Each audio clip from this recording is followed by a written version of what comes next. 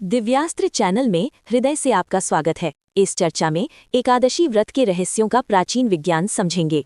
साथ ही ये जानेंगे कि ये कोई धार्मिक तिथि ही नहीं, ये एक एंटीवायरस प्रोग्राम की तरह है। और जानेंगे कि एकादशी तिथि पर चावल क्यों वर्जित है। तो इस चर्चा में अंत तक बने रहिएगा। आज की दुनिया में ना इंटरमिटेंट फास्टिंग का बड़ा भारी क्रेज है।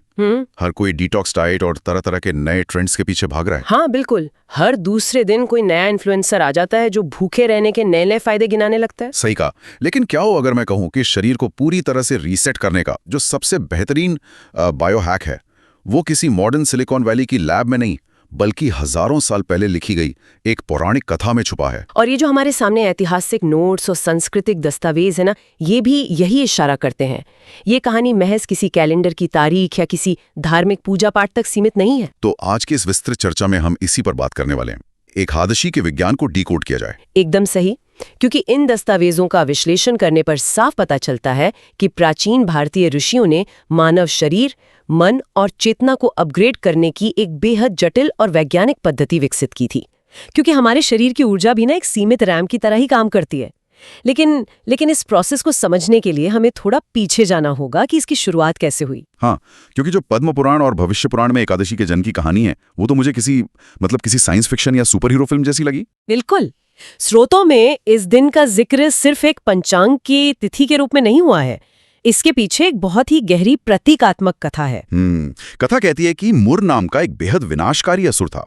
उसने देवताओं को भी हरा दिया था और हर तरफ हाहाकार मचा रखा था। अब उस समय भगवान विष्णु विश्राम कर रहे थे और जब वो असुर उन पर हमला करने आया तो विष्णु जी के शरीर से और विशेष रूप से उनकी 11वीं इंद्रिय से एक अत्यंत तेजस्वी देवी प्रकट हुई और उस देवी ने अकेले ही उस शक्तिशाली असुर का वध कर दिया। अब यहाँ पर मुझे एक उलझन है। मतलब एक देवी अचानक से प्रकट होकर युद्ध कैसे जीत लेती हैं? क्या स्रोत इस कथा के पीछे के असली मतलब को समझाते हैं? हाँ, यही तो प्राचीन ग्रंथों की सबसे बड़ी खूबी है। वो अक्सर बहुत ही गूढ़ मनोवैज्ञानिक और दार्शनिक बातों को ऐसी ही कहानियों के रूप में पिरोते थे।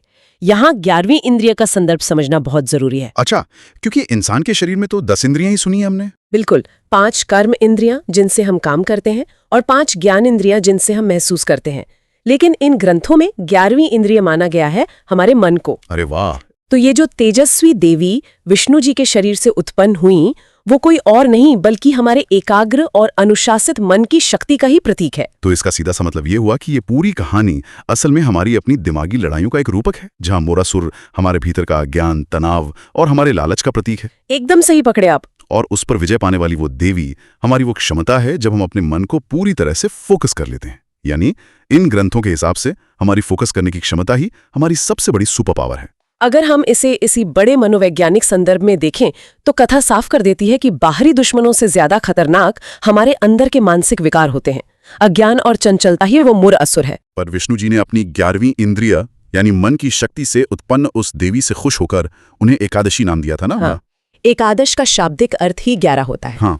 और कथा में आगे ये भी जिक्र है कि विष्णु जी ने उस देवी को एक वरदान दिया कि जो कोई भी इस पवित्र तिथि पर व्रत रखेगा वो यमराज के न्याय से बचकर सीधे वैकुंठ जाएगा। अब देखिए, आधुनिक समय के लोगों को ये बात थोड़ी अजीब लग सकती है कि व्रत रखा और सीधे बादलों के ऊपर किसी लोक में पहुंच गए। हाँ, लेकिन जो विशेषज्ञ ग्रंथों का दार्शनिक विश्लेषण करते हैं वो बताते हैं कि वैकुंठ को किसी भौगोलिक स्थान की तरह नहीं देखना चाहिए। वे और कुंठा यानी जहाँ कोई कुंठा, कोई मानसिक द्वंद्व या शारीरिक कष्ट ना हो। ये बहुत गहरी बात है। ये चेतना की उस सर्वोच्च और शुद्ध अवस्था का प्रतीक है जहाँ मन पूरी तरह से शांत हो जाता है। अगर ये सब मुख्य रूप से मन की शांति और मानसिक अनुशासन के ही बारे में है तो यहाँ मेरे दिमाग में एक सवाल आता है। अचानक से ये पूरा ध्यान पेट और भोजन पर क्यों चला जाता है?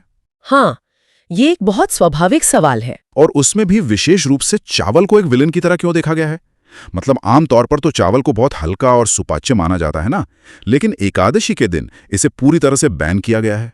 ये इस पूरे विश्लेषण का सबसे पेचीदा और मुझे लगता है सबसे दिलचस्प हिस्सा है।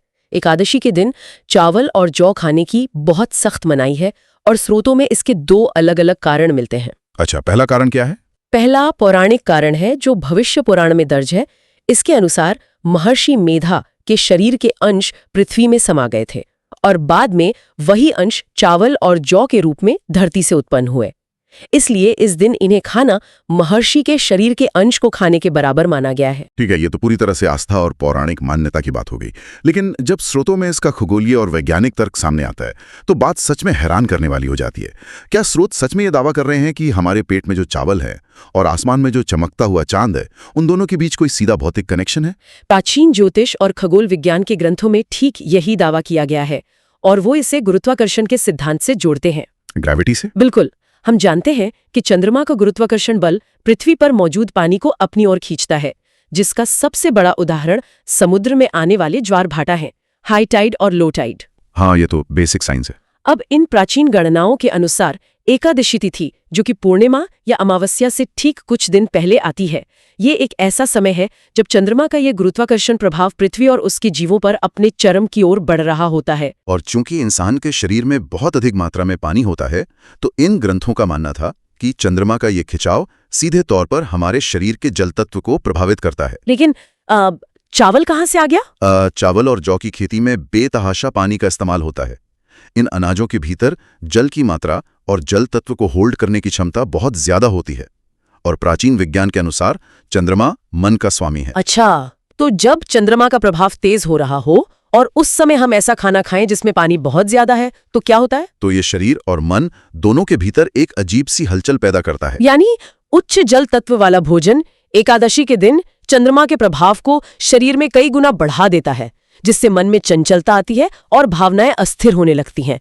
ये तो खगोल विज्ञान और जीव विज्ञान का एक बहुत ही गजब का मिश्रण है। क्या इसके पीछे कोई विशुद्ध शारीरिक कारण भी है? हाँ, टाइम्स ऑफ इंडिया के संदर्भों में दिए गए आयुर्वेदिक तथ्यों को देखें तो एक बहुत ही व्यवहारिक कारण सामने आता है।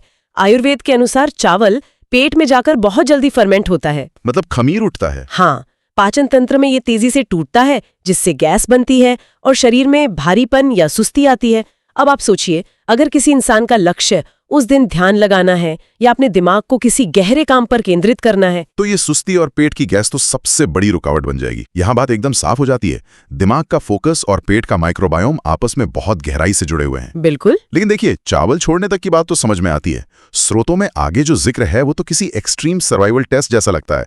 मैं निर्जला एकादशी की बात कर रहा हूँ। हाँ, महाभारत में दर्ज ये कथा एकादशी को एक स्पिरिचुअल बायोहैक के रूप में स्थापित करती है, और ये भी दिखाती है कि कैसे उस समय नियमों को लेकर थोड़ा लचीलापन था। कथा के अनुसार पांडवों में जो भीम थे, वो अपनी विशाल भूख और जठराग्नि के लिए जाने जाते थे।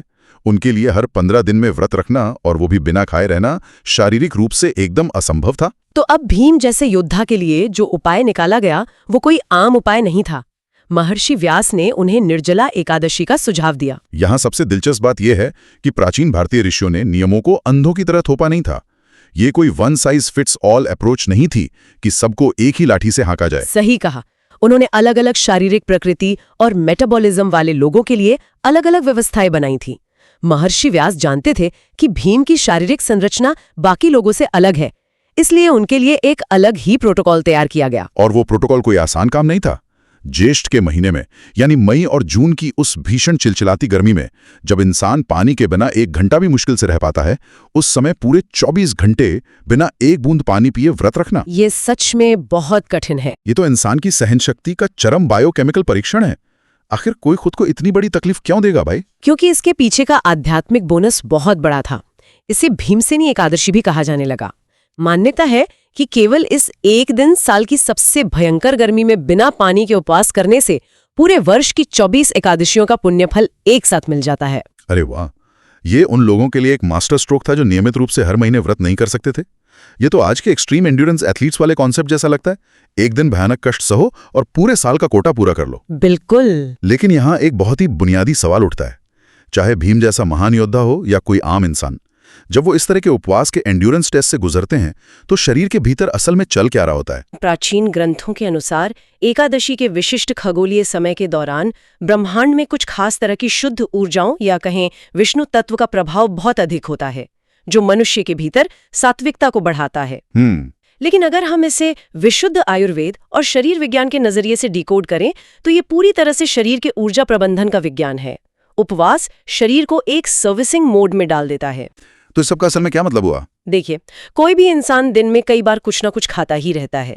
पाचन तंत्र लगातार काम कर रहा होता है, शरीर की ज्यादातर ऊर्जा केवल खाना पचाने, उसे तोड़ने और मल मूत्र बनाने में खर्च हो रही होती है। ये उस कंप्यूटर की तरह है जिसमें एक बहुत ही भारी सॉफ्टवेयर बैकग्राउंड में लगातार चले जा रहा है। बिल्कुल। जब एकादशी के दिन पाचन तंत्र को पूरी तरह से आराम दिया जाता है तो शरीर को एक सिग्नल मिलता है कि आज बाहर से कोई नया काम नहीं आ रहा है। तो उस बची हुई सारी ऊर्जा को डिटॉक्स मोड में लगा देता है। एकदम सही। शरीर उस अतिरिक्त ऊर्जा का इस्तेमाल खराब कोशिकाओं की मरम्मत करने, जमे हुए विषैले तत्वों या टॉक्सिन्स को बाहर निकालने और मेटाबॉलिज्म को सुधारने में करता है। तो स्रोतों में इस प्रक्रिया के जो लाभ बताए गए हैं उनमें पहला है मानसिक शक्ति में वृद्धि। मतलब जब ऊर्जा पाचन से फ्री होती है तो एकाग्रता और निर्णय लेने की क्षमता अपने आप बढ़ जाती है। और दूसरा लाभ आरोग्य प्राप्ति बताया गया है, यानी पाचन तंत्र को आराम मिलने से शरीर का आंतरिक शुद्धिकरण होना। लेकिन ये जो तीसरा लाभ है ना, ये थोड़ा रहस्यमयी है। स्रोतों में इसे चेतना की ऊर्ध्वगति कहा गया है।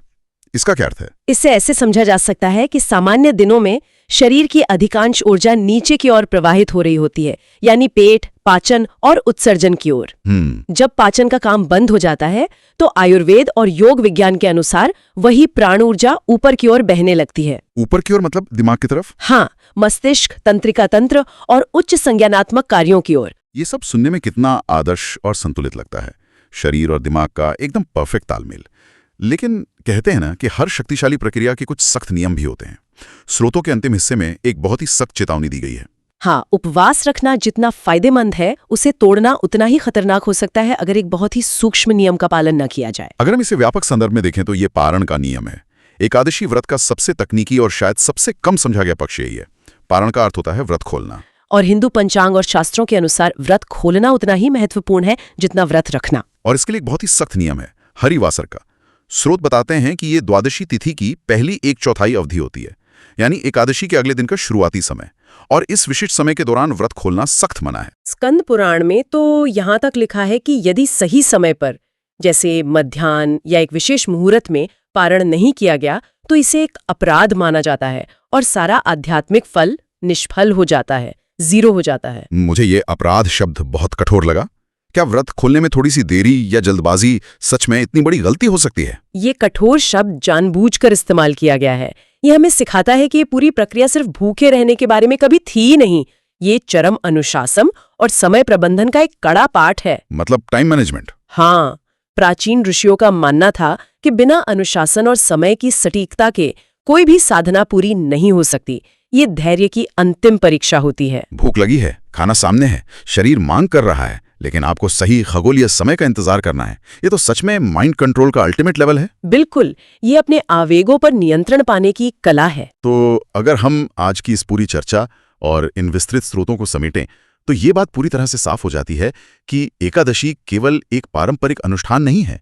ये आहार, खगोल विज्ञान और मानसिक संयम का एक ऐसा वैज्ञानिक संगम है जो इंसान की चेतना को ब्रह्मांडीय ऊर्जा के साथ सिंक्रोनाइज करने का प्रयास करता है। जहां आज की आधुनिक दुनिया अभी केवल इंटरमिटेंट फास्टिंग के सीमित शारीरिक फायदों तक ही पहुंच पाई है, वहीं ये प्राचीन पद्धति शारीरिक, मानसिक और ब्रह्मांडीय तीनों स्तरों पर एक साथ और बहुत ही गहराई से काम करती है। आज के इस आधुनिक युग में जहां हम हर महीने अपने स्मार्टफोन का ऑपरेटिंग सिस्टम अपग्रेड करने के लिए एकदम बेताब रहते हैं, ये ऐतिहासिक दस्तावेज हमें याद दिलाते हैं कि एकादशी असल में मानवता का ओरिजिनल अपग्रेड है। सच में, ये भीतर के हार्डवेयर और सॉफ्टवेयर दोनों को एक साथ क्लीन करने का एक बहुत ही शानदार प्राचीन शॉर्टकट है। और ये समझना आज के समय में और भी ज्यादा जरूरी हो गया है, जब इंसान के पास सूचनाओं की अधिकता है और शारीरिक श्रम लगातार कम होता जा रहा है। बिल्कुल सही कहा आपने। आशा है एकादशी तिथि यानी माह के 11वें दिन का रहस्य अब रहस्य नहीं रह गया होगा। दिव्यास्त्र चैनल की इस प्रस्तुति में अंत तक बने रहने के लिए धन्यवाद। यदि चैनल को सब्सक्राइब करके वीडियो को अन्य लोगों के साथ शेयर करने का सहयोग करेंगे और अपने विचार कमेंट में लिखेंगे तो हमारे अंदर कार्य करने के लिए और अधिक ऊर्जा प्राप्त होगी। तो अगले वीडियो में पुनः चर्चा होगी। राम राम।